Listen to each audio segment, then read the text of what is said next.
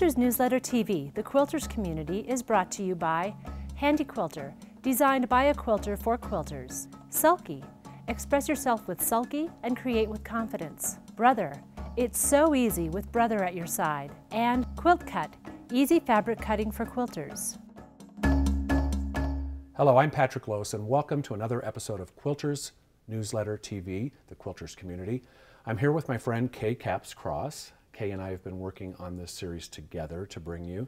How are you doing, Kay? Great. Good. Great, yeah. We're excited to bring you this segment because during our tapings of the previous segments, we've had lots of conversations about different things. We don't get together that often. We're friends and we work together in the quilting industry, but we don't very often get together. And so while we've been working together, we've had lots of conversations about different things. And I just thought it would be interesting to talk about it, and you might find an interest in where we get some of our inspiration for the projects that we design and the things that we do. And for me, I know it's a lot of color and color and line. But with you, you made a comment the other day about how everyone tells you that you seem like it's organized chaos. Yes. I don't really see it that way. I mean, because even chaos to an artist is planned to some extent or another. But I just thought it might be interesting to find out how you see yourself and where you feel your inspiration comes from, especially lately. Mm-hmm. It comes from all over the place, but you mentioned color and line. Mm-hmm. I am very much inspired by lines. Okay. By lines. So not so much the color, sure. The shapes.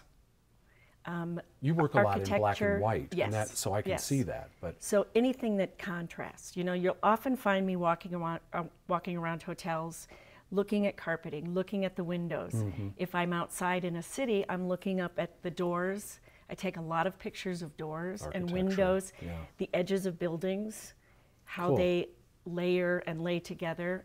Those types of things really inspire me, that high contrast. But you say that you're also a visual person. Yes, very much. Yeah, and I am too. I'm very visual. I have to learn things, I think, visually, and you know, that kind of goes back to one of the things that I think is the biggest inspiration to me is things from my youth. Mm-hmm. And that probably is because I used to love cartoons, and I still love cartoons, and you get to watch them still too. Oh yeah, I watch them all the time with my granddaughters.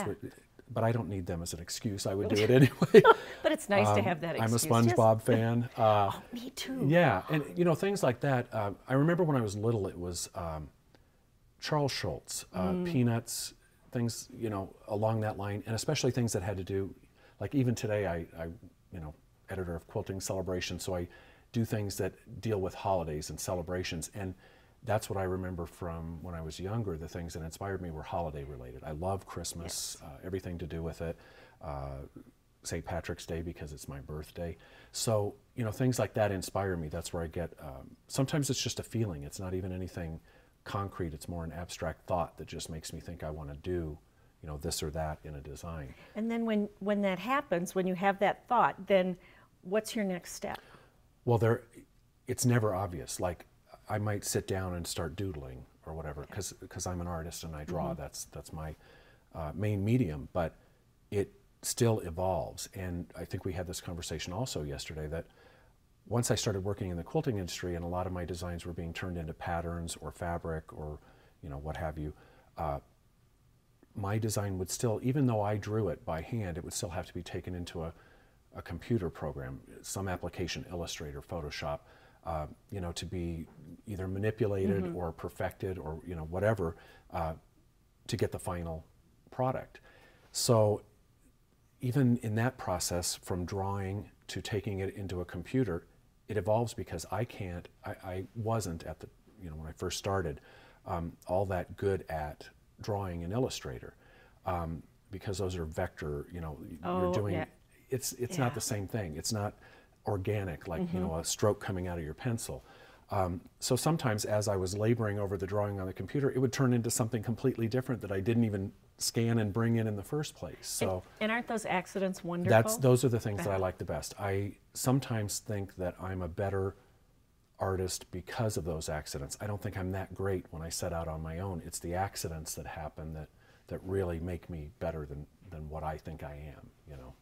Well, you shortchange yourself. But those accidents are so important it's in my quilting, too. evolution, Yes. constant change, too. Whatever fabrics are left on my table after the project before Might spark may the next be project. an even better project than what I had started with. The project that we're working on with you also in the series, it was, what was the name? The Pass the Memento, Please was the project for the, but what was the original? Rusty Summer. Rusty Summer. You had said how you had scraps left over from that and then turned it into another quilt altogether, and which another version of the same quilt. That's been a really fun thing for me. I don't like to clean up very much, and I think maybe that's a common thread for some of us artists, that we like to create it, we have to get it out of our head, and then we move on to the next thing. Right, and it's not always a clean line between the two. No, but I've started forcing myself, because I don't like to put things away, whatever heap is there after one project, you have to use. I have to use it. So I keep creating something. It's very economical, too. So I'll go from one project to the next one, and I don't know how many will roll out of that, depending how many scraps I have left. Right, but that way also you're not, because for me, and having to work with a lot of deadlines is like the worst thing about what I do, because I don't like to be scheduled. I like it to be an organic process where it just starts happening, and then when it's done, it's done. It doesn't always work that way in our industry and the things that we do. So, most of the time, I might have a schedule where there's a lot of projects lined up, but it's the times that I don't and I get to just play in between things that the really good stuff comes out. I think play is the important word. Oh yeah, always. When I'm teaching, I'm always instructing my students, play. Don't think about making a huge quilt. Don't think about designing this tremendous project. Do something small. And it may grow into something larger. Right. I think a lot of times, in the first series that we did, and I was speaking with Mary Kate during some of the interview process that we did, and she was saying the same thing. It was like you get so wrapped up in the, you take on a large project, and sometimes the parameters of that project are what really is the most daunting and keeps you from actually doing the project. So to start a thumbnail or to do something small first and see, do I really like this? Is this worth turning into something else larger and, more involved? Do I really have the time for it? Do I have the energy for it? All those things can be figured out as you work on the small version of it. So I agree with that. Now, does the aspect of, some people say to me, how do you create for the commercial end? Or are you creating for yourself? Now, does that ever play into it for you? I wouldn't ever put out anything myself. I want to qualify that a little bit. But as far as putting something out to the marketplace, that I feel like if I don't really like it, for whatever reason, sometimes I like real traditional things, sometimes I like really way out folk artsy or contemporary things. But I think that's what's good about it, because I feel like I wouldn't put it out if I didn't like it, and if I didn't think that there was an audience for it anyway. So I don't really think about that. If I'm taking with my schedule the way that it is, if I take the time to sit down and draw something that's in my head and try to make it come to life, I'm not going to do that unless I think that there's an end product or end result. I'm going to be either satisfied by it, or my customers or my fans or whatever are going to be satisfied. But it doesn't matter to you. You will go ahead with that even if you think it's your satisfaction that's going to come out of it?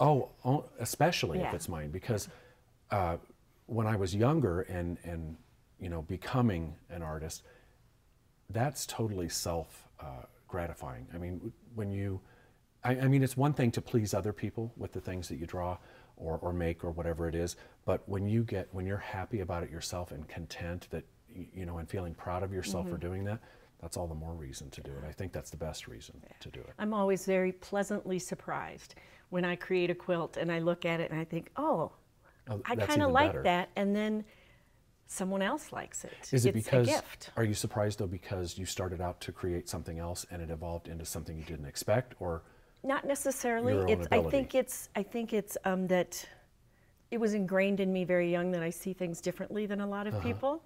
That's good. Yeah, it is good. I don't drummer. think it. I don't think it was intended as a good thing when it was said, but it has turned into that. So when someone else sees what I have envisioned and created and it resonates with them, that's what's wonderful. I think something that you touched on there too that I want to talk about, and I do talk about it a lot when I go out and teach and appear in different places. mentoring is so important. And I think inspiration, sometimes it comes from inanimate things, just whatever's around us or in our head or whatever.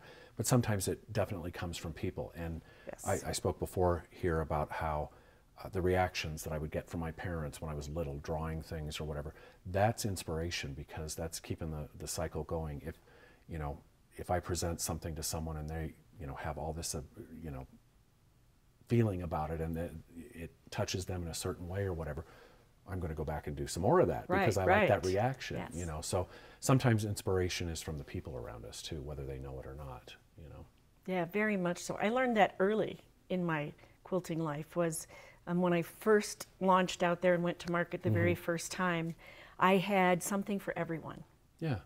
I had something for absolutely everyone. And there was one quilt that stood out, one quilt that everybody that walked by stopped and looked at, and it was my black and white. I was going to say, was it the black and white? It was my black and white Winter Pines. Yeah. That was where my heart was.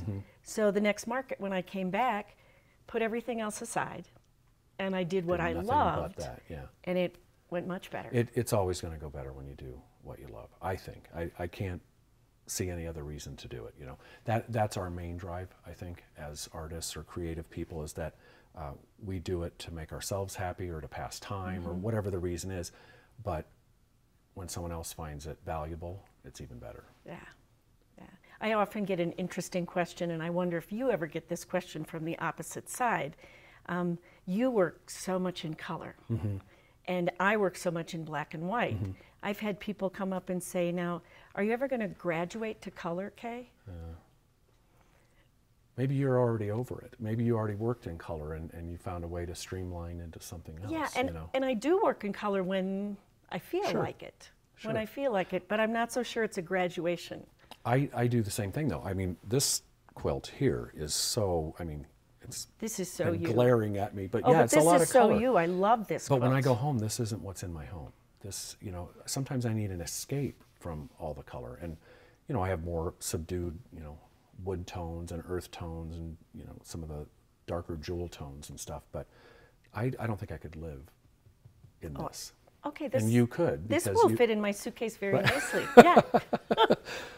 I love this one, yes. Well, I've really enjoyed this conversation. I think it's great to just sit down with your peers every once in a while and your friends and just talk about the things that inspire you, because you never know what you're going to trigger, in them and in their each creative other. process. Exactly.